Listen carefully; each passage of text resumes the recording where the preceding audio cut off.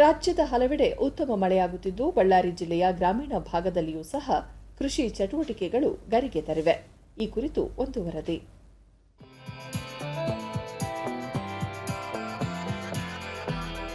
ಕೆರೆ, ಬಾವಿ, ಕೊಳವೆ ಬಾವಿ, ಏತ ನೀರಾವರಿ ಮೂಲಗಳಿಂದ ಕೃಷಿ ಚಟುವಟಿಕೆಯಲ್ಲಿ ನಿರತರಾಗಿರುವ ರೈತರು ಈ ಬಾರಿ ಉತ್ತಮ ಮಳೆ ನಿರೀಕ್ಷೆಯಲ್ಲಿದ್ದಾರೆ.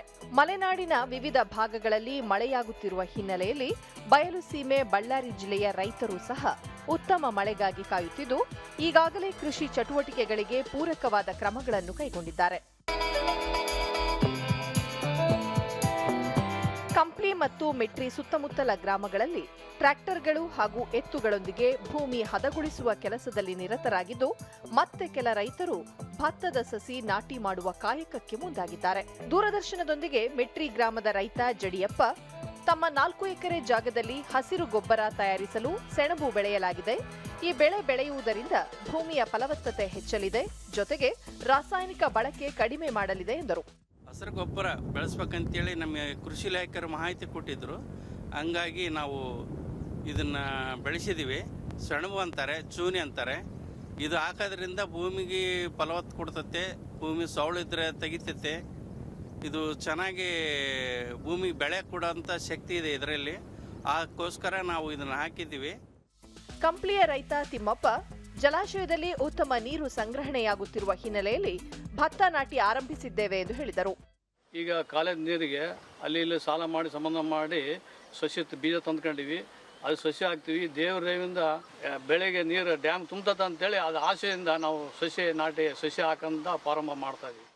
ರೈತ ಕೆ ರಮೇಶ್ ಜಿಲ್ಲೆಯ ವಿವಿಧ ಭಾಗಗಳಲ್ಲಿ ಆರಂಭಿಕ ಕೃಷಿ ಚಟುವಟಿಕೆ ಆರಂಭವಾಗಿದೆ. ಮಲೆನಾಡಿನಲ್ಲಿ ಉತ್ತಮ ಮಳೆಯಾಗುತ್ತಿರುವುದರಿಂದ ಬಳ್ಳಾರಿ ಭಾಗದಲ್ಲೂ ಮಳೆಯಾಗಿ ಜಲಾಶಯಗಳು ಭರ್ತಿಯಾಗುವ ನಿರೀಕ್ಷೆ ಇದೆ ಎಂದು ಹೇಳಿದರು. ಮುಂಗಾರಿ ಮಳೆ ಒಂದು ಚೆನ್ನಾಗಾಯ್ತು ಅಂತೇಳಿ ಎಲ್ಲ ನಾವು ಮಾಗಿಕರ ಎಲ್ಲ ಮಾಡಿದ್ವಿ, ಮಡಿಕೆ ಹೊಡೆದು ಡೆಲಿವರಿ ಎಲ್ಲ ಮಾಡ್ತಾ ಇದ್ದೀವಿ. ಆದರೆ ಇವತ್ತು ಸಸಿ ಮಡಿ ಕೂಡ ಹಾಕಿದ್ದೀವಿ. ಇನ್ನೂ ಸ್ವಲ್ಪ ಮಳೆ ಆಗಿ ಜಲ್ದಿ ಡ್ಯಾಮ್ ತುಂಬಿಸಿ ಜಲ್ದಿ ನೀರು ಬಿಡೋಂಥ ವ್ಯವಸ್ಥೆ ಆಗಬೇಕು. ಅದು ನಮಗೆ ಪ್ರತಿ ಸಲ 40 TMC ಆದರೆ ನಮಗೆ ನೀರು ಬಿಡ್ತಾರಂಬೋದಿತ್ತು ಮೊದಲಿಂದ ICC ಮೀಟಿಂಗ್ ಆಗಿ.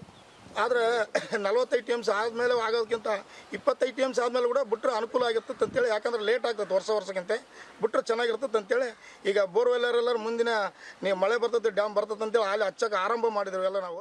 ರಾಜ್ಯ ರೈತ ಸಂಘದ ಜಿಲ್ಲಾಧ್ಯಕ್ಷ BV ಗೌಡ ತುಂಗಭದ್ರಾ ಜಲಾಶಯಕ್ಕೆ ಒಳಹರಿವಿನ ಪ್ರಮಾಣ ಹೆಚ್ಚಾಗುತ್ತಿರುವುದರಿಂದ ರೈತರು ಸಕಾಲದಲ್ಲಿ ಬೆಳೆ ಬೆಳೆಯಲು ನೆರವಾಗಲಿದೆ ಎಂದರು.